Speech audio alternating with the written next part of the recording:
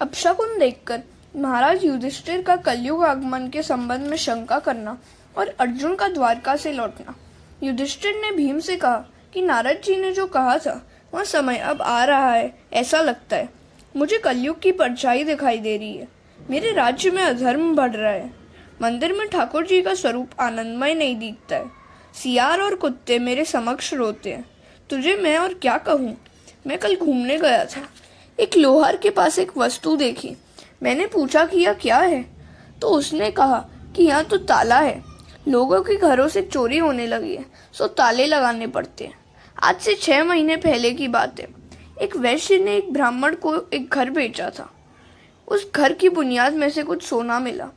ब्राह्मण वह सोना लेकर सेठ के पास गया। सेठ धर्मनिष्ठ था। उसने कहा कि मैंने तो मकान तुम्हें बेच दिया था, सो उसमें से जो कुछ भी मिला वह सब तुम्हारा ही है। ब्राह्मण ने कहा कि उस संपत्ति पर उसका कोई अधिकार नहीं है।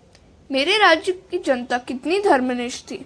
उसी समय मैंने कहा था कि 6 महीने में इन दोनों का मन कलुषित हो जाएगा। वैसा ही हुआ। कल वे दोनों मेरे पास आए थे और धन पर अपना अपना अधिकार जता रहे थे और अपने साथ एक एक वकील भी लेते आए थे।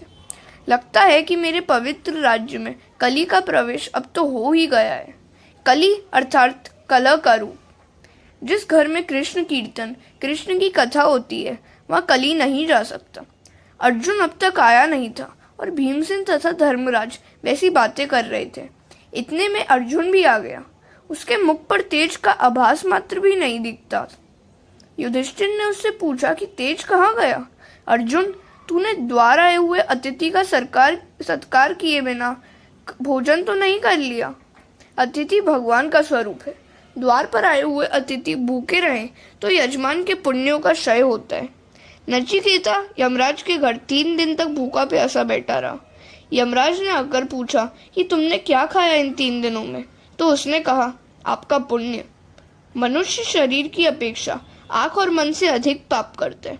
गीता जी में भगवान ने अर्जुन को प्रमाण पत्र दिया है कि वह अपापी है, पवित्र है। इसलिए तो भगवान ने उसको गुह्यतम ज्ञान दिया। एक बार रात के समय उर्वशी अर्जुन से मिलने आई। अर्जुन ने उसका मुख तक न देखा। उसने उर्वशी से कहा कि माताजी, मैं तो भरत खंड का वासी हूँ। मेरे लिए परस्त्री माता समान है। एकांत में जो काम को पराजित करे वही वीर है। मुझे पूरा भरोसा है कि परस्त्री ग्रमण का पाप अर्जुन नहीं कर सकता। फिर भी वहाँ निस्तेज क्यों है? मुझे तो यह लक्षण कलयुग के लगते हैं।